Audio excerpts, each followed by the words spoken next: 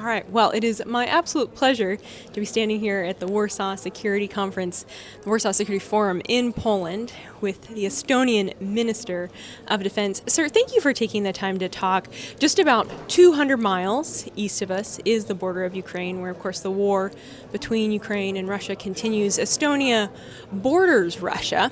How exactly are nations like Estonia perceiving this ongoing threat from Russia, given that we're 3.5 years into the war? Well, pragmatically and rationally. So we cannot change our geography. So we are where we are. And that means that we face that threat throughout the history. So when we gained our independence in 1918, Russia started the war against us. So our independence war lasted 1.5 years.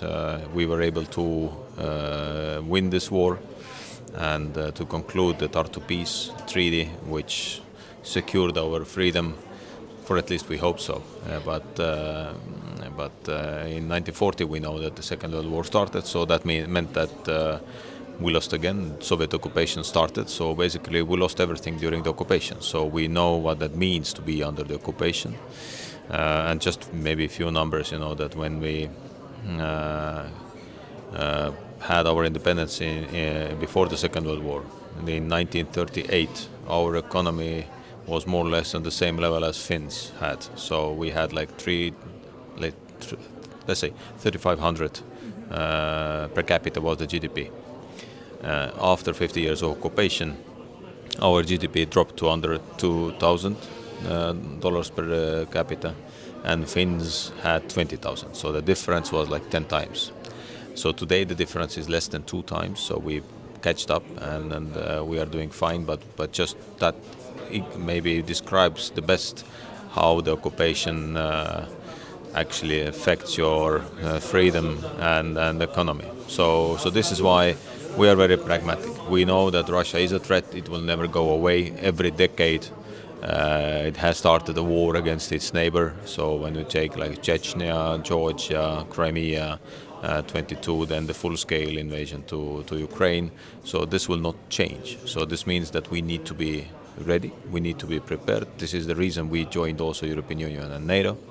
We are investing next year 5% to our own defense. So we know what we need to do to keep the peace. That's big, that jump to 5%, really increasing. I know President Trump has been very clear on that, of course, and he was very pleased to see NATO countries agree by 2035 to meet that 5% GDP on defense spending. What would your message be to other NATO countries that aren't quite where Estonia is on that defense spending level? We don't have the time. So simple it is that. So when you go to the Cold War era in early 80s, most of the NATO countries had 4, even 5, US in some years also 6% from GDP to defense. So I would say that 5% to core defense spendings from your GDP is relatively small price to pay, comparing what Ukrainians have to pay today, so which is around 25% of their GDP goes to the defense of their country. So it's clear that we do not have the time, and it's clear that we need to build our resilience to that level, that the deterrence is credible, and Russia has a very clear message that even when you have a small thought that you will test NATO, then this will be your last action, what you can do, but because we strike back and we respond very heavily. Help us understand the mindset, if you would, a little bit of Russia and kind of that Russia war machine. As I was interested, yesterday I heard you speak, and you referenced almost as if Russia's domestic policy is to invade its neighbors. Like it's really in the fabric of the mindset of Vladimir Putin. Explain that a little further, if you would. Well, it's rather the question that there are domestic issues, domestic problems in Russia. So the economy is struggling, the people are struggling with that. So and they are not doing well. So when they are not doing well, then the leadership has to keep the confidence for themselves and to be on power.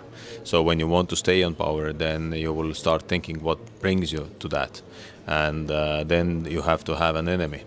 So, and this enemy cannot be inside of the country. So that enemy has to be outside of the country. And then when you have, or when you start to blame that all the problems you have domestically are caused by the Western countries, then people will be united and not against their own governor or leader, but against the collective West.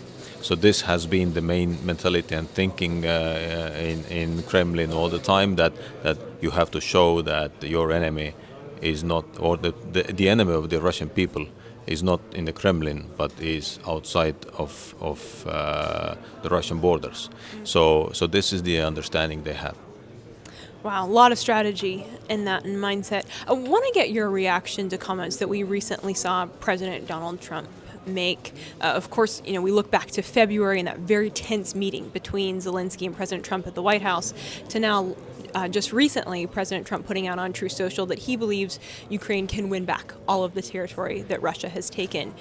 Your reaction to these comments, is that possible? It's always possible.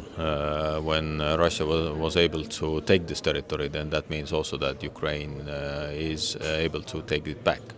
And there was a huge momentum for that in late 2022, when the Ukrainians conducted the Kharkiv counteroffensive.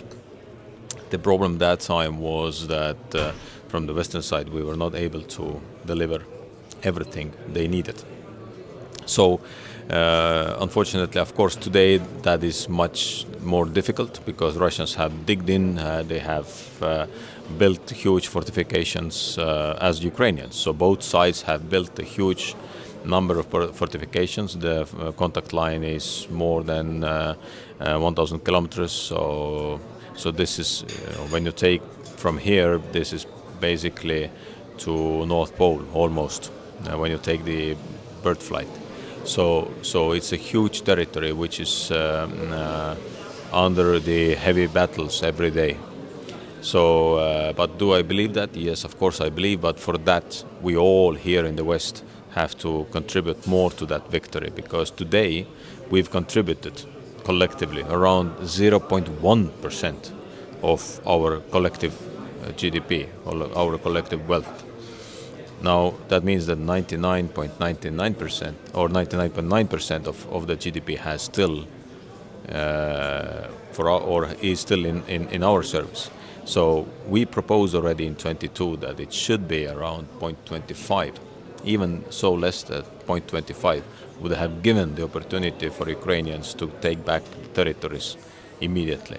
So this would have been around $120 billion annually. But we have not given collectively in 3 years that amount today. So this shows that yes, we can do more. Yes, there is a possibility when Ukrainians will get some supremacy, let's say, and gain some momentum. So it is a possibility, but we need to give more assistance, military assistance to them. I want to talk a little bit about just the path towards seeing an end to the war. And I think a critical part of this conversation is really talking about Putin and Putin's mindset. And of course, we saw President Trump come into office really eager to see this war end and eager to broker a negotiation, to get a deal done. That obviously hasn't happened. It's been going on, nearly 2 months almost since Putin said, sure, I'll meet with Zelensky, and that has yet to happen.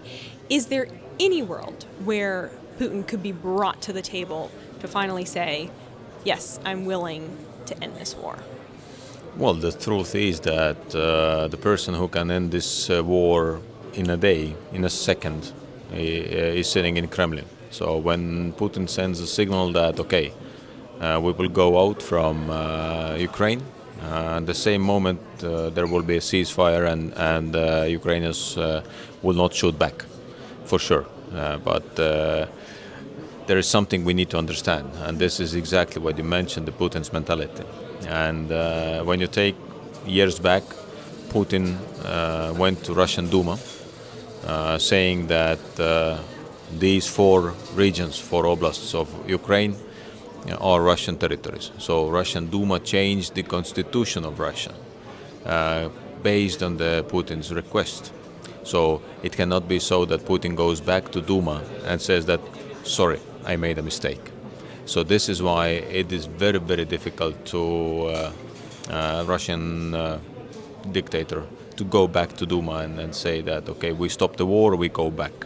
So that means that to force him to come to the table, you need to put the pressure on the Russian side. You need to start winning and gaining back the territory. You need to start pushing the Russian army to start running again. So when they start running, as they did during the Kharkiv counteroffensive, then there is a possibility that they will sit down and say that, okay, let's agree on something. Let's agree on the ceasefire and let's agree on the peace.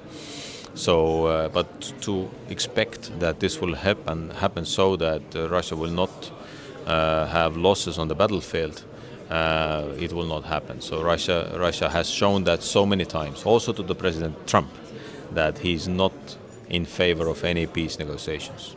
How big of a component is the sale of oil and gas, the purchasing of oil and gas by NATO countries, by countries around the world? Of course, President Trump has advocated for that to end and really use that economic pressure on Russia. Is that a really critical tool here? And if so, could you speak to that a little bit?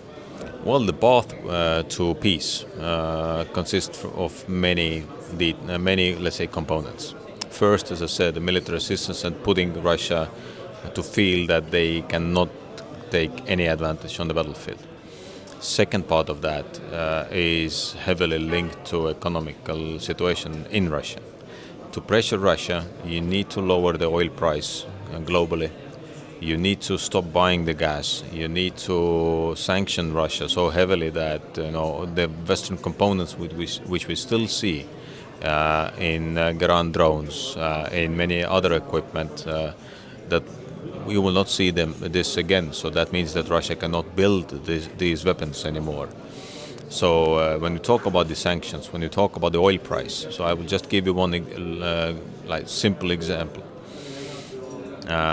Russia is drilling today around 10 million cubic meters or barrels daily.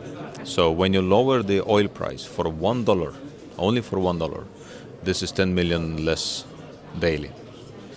When you lower the price $10, this is 100 million less daily, and just multiply that to 1 year. So this is very simple. So when we could agree to lower the oil price $1, okay, let's assume that they consume something also domestically. At least like $100 million you can take away monthly from Russia, maybe even more, 150 to 200 millions. We can take the profit out from the Russian war machine. So that shows how important the sanctions are, and also the global commitments or the global agreements to lower the oil price. Let's take a step back and talk about the big picture and the long game here, because let's say the war does come to an end, whether that's in 2 months or 1 year. But as you said, Russia's not going away.